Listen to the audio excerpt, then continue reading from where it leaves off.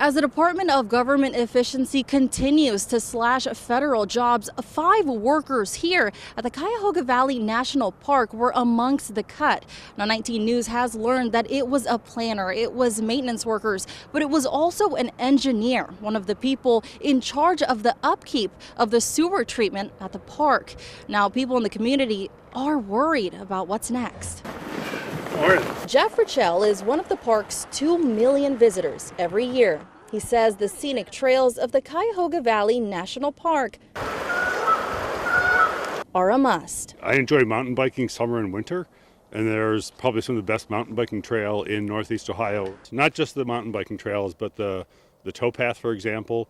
The Ohio Erie Canal is a great treasure for us to have in the area to preserve our history. And a lot of work has to go into maintaining that. And I think, letting that go would really just be so unfortunate to lose that part of our history in the area. As the new Trump administration's policies take effect, the day-to-day operations of Richell's favorite park could be hampered. Well, we're concerned because the Park Service has had a difficult budget for a number of years, a decreasing budget. And now we're seeing staff being laid off when already it was pretty bare bones. Deb Yandala, president and CEO of the Conservancy of Cuyahoga Valley National Park, says 5 workers lost their jobs in the latest cuts. The park was already under a hiring freeze, but these layoffs could leave some jobs unstaffed. We've been concerned because it impacts across the park when we lose positions kind of randomly like this. These employees are relatively new to working for the Park Service, but they're not necessarily young and new employees. They have come from other agencies or other organizations, some of them mid-career, so very talented people. It's a deep loss for the national park. As someone who goes to these national parks, what is something that I could see changing within the next days, weeks, months? I think you'll see changes depending on whether there's more layoffs and depending on whether the seasonal positions are filled.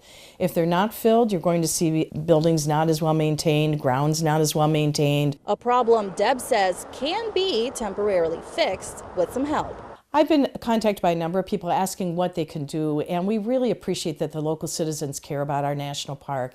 I hope that they will let members of Congress know that national parks are important, including this national park. This park's visitation has gone up quite a bit in recent years. I think in the pandemic, people learned to love the metro parks and the national park in a whole new ways. So our trails are getting used quite a bit. Our visitor center is very busy. We need people to maintain these trails. We need law enforcement staff for public safety.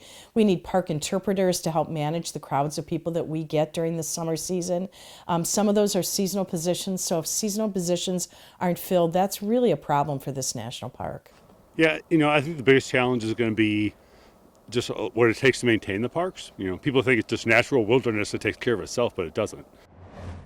And if you want to lend a helping hand, you can visit cleveland19.com. We'll have a link for you on our website.